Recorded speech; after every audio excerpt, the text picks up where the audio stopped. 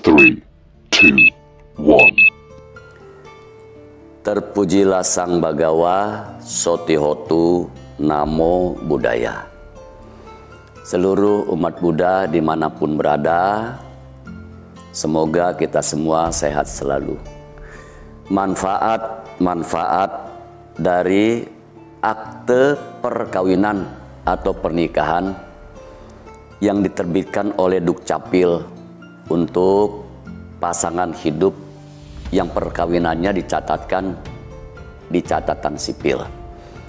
Maka apabila pasangan yang menikah kemudian dicatatkan di catatan sipil, maka pasangan ini menjadi sah sebagai suami istri, kemudian tercatat di Dukcapil sebagai pasangan yang memiliki kekuatan hukum. Kelebihan atau manfaat yang berikutnya, dengan akte perkawinan ini yang diterbitkan oleh Dukcapil, maka ketika anak-anaknya lahir nanti, anaknya menjadi anak yang sah antara suami dengan istri. Kemudian si anak pun mempunyai hak mendapatkan atau bisa menggunakan marga dari papanya. Dan manfaat yang berikutnya, otomatis anak-anak menjadi ahli waris dari kedua orang tuanya. Seandainya papa meninggal, maka seluruh aset yang dimiliki oleh papa itu menjadi milik istri dan anak-anaknya.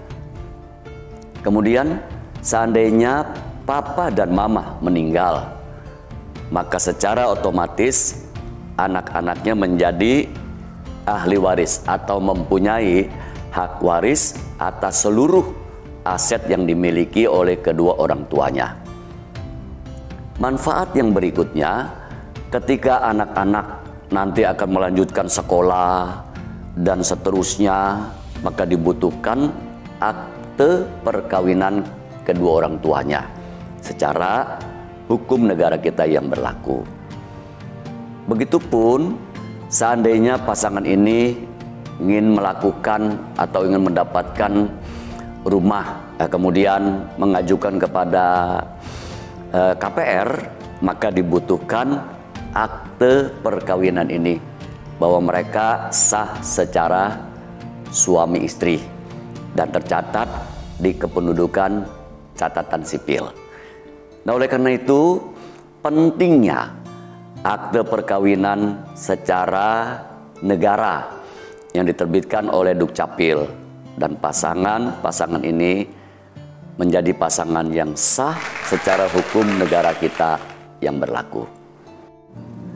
Apabila pasangan ini tidak mencatatkan perkawinannya di Dukcapil atau catatan sipil, maka pasangan ini otomatis tidak sah sebagai suami istri dan tidak tercatat di Dukcapil atau catatan sipil.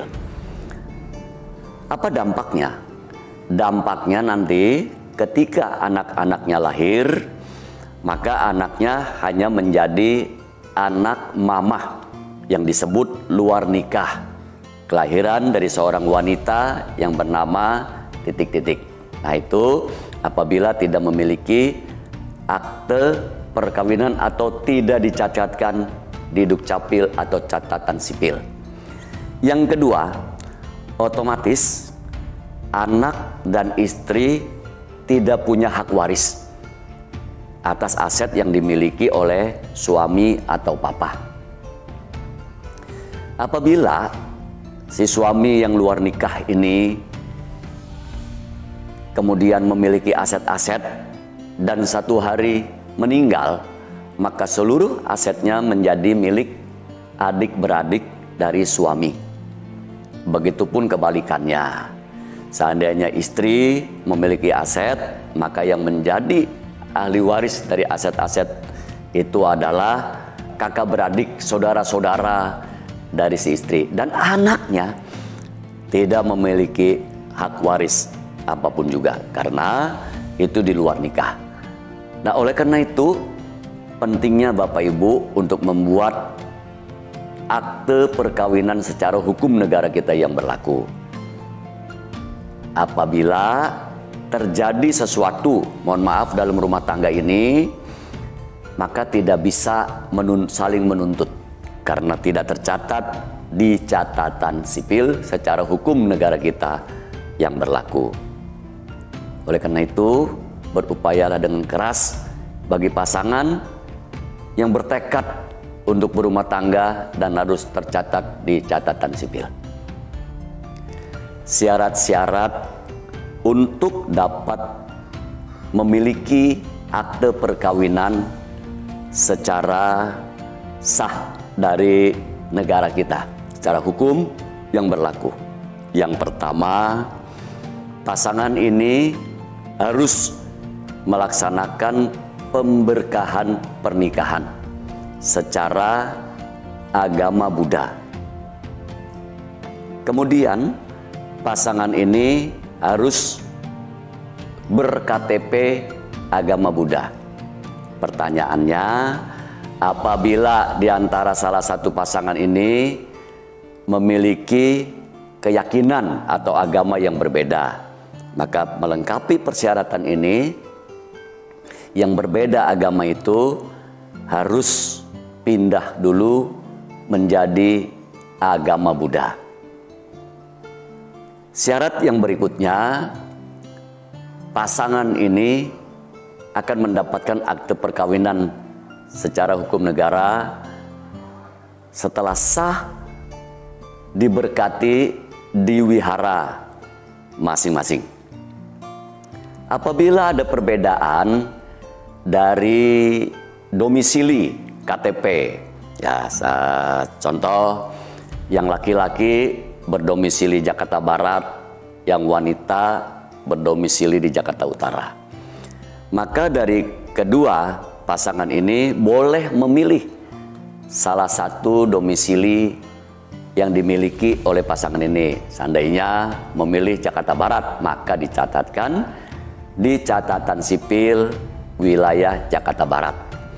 Kalau sepakat untuk memilih domisili yang satu lagi Jakarta Utara, maka dicatatkan di Jakarta Utara. Seandainya kedua mempelai ini memiliki domisili yang bukan di DKI, maka perkawinan itu tidak bisa dicatatkan di catatan sipil DKI. Karena catatan sipil ini bisa dicatatkan sesuai dengan domisili di KTP masing-masing. Tetapi Bapak dan Ibu, pemberkahan itu bisa dilakukan dimanapun, baik itu di Jakarta, kemudian mau di luar Jakarta. Pemberkahan pernikahan bisa dilakukan atau dilaksanakan di mana juga. Hanya saja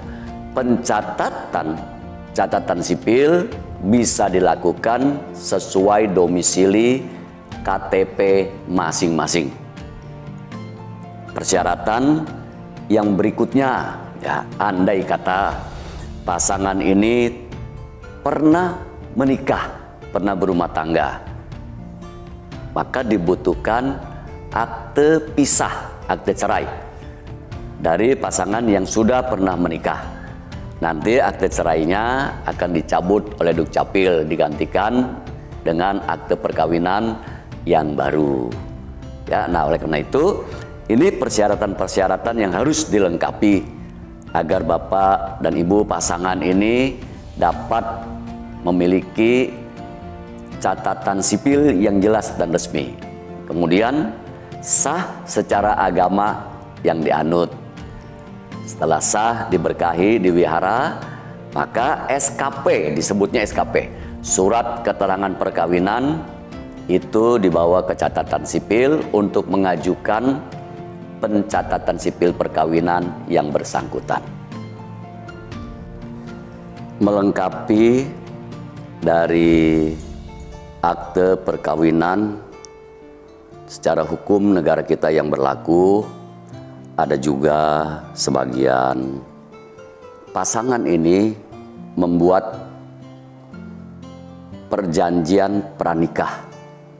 Bahasa umumnya seringkali kita dengar dengan pisah harta. Bapak Ibu, pisah harta ini tidak diartikan seperti istri mengambil harta suami atau suami mengambil harta istri. PP atau pisah harta ini sesungguhnya banyak membantu terhadap rumah tangga atau pasangan hidup ini yang membuat perjanjian pranikah atau pisah harta ini yang disingkat menjadi PP. Di dalam perjanjian pranikah ini itu tercatat atau tertulis bahwasanya segala sesuatu piutang suami menjadi tanggung jawab suami. Segala sesuatu piutang istri menjadi tanggung jawab istri. Contoh, seandainya suami berupaya usaha, buka toko, kemudian di dalam perjalanan usahanya ini mengalami kemunduran atau kemerosotan, bahkan sampai kolaps bangkrut, ya. Maka kalau suami memiliki hutang baik terhadap bank, terhadap importir dan yang lainnya, apabila utang-utang ini tidak sanggup dibayar, nanti aset-asetnya atas nama istri maupun suami bisa disita oleh pihak yang berwenang. Itu apabila tidak membuat perjanjian pranikah atau PP. Tetapi kalau pasangan ini memiliki perjanjian pranikah atau PP, maka sekalipun hutang suami yang begitu besar dan tidak sanggup untuk dilunasi atau dibayar, dia tidak bisa melibatkan aset atau harta yang dimiliki oleh istri. Begitupun kebalikannya, istri yang memiliki piutang yang banyak tidak sanggup bayar, maka tidak bisa dilibatkan kepada suami, atau aset harta yang atas nama suami tidak bisa disita atau diambil. Nah, inilah Bapak dan Ibu, PP perjanjian pranikah ini sesungguhnya banyak membantu terhadap pasangan berumah tangga ini. Oleh karena itu, sekarang ini atau akhir-akhir ini banyak sekali pasangan muda yang membuat perjanjian pranikah atau pisah harta ini. Pisah harta ini dibuat sebelum terjadinya perkawinan atau pencatatan sipil. Bapak dan Ibu, pasangan berumah tangga yang baru harus membuat PP ini paling tidak 1 bulan sebelum hari H. Kalau kita terlambat membuat PP setelah sahnya menjadi suami istri, kemudian akte perkawinan setelah Dukcapil keluar, Bapak Ibu baru membuat PP, itu akan menjadi sulit untuk pembuatan PP-nya. Karena itu harus melalui pengadilan-pengadilan. Oleh karena itu perjanjian pranikah ini dibuat 1 bulan sebelum hari pemberkatan, sebelum hari pencatatan sipil, agar nanti di saat pencatatan sipil PP ini disertakan, sehingga perjanjian pranikah ini tercatat pula di Dukcapil. Nah, oleh karena itu dia secara sah berjalan sesuai hukumnya yang berlaku. Terima kasih.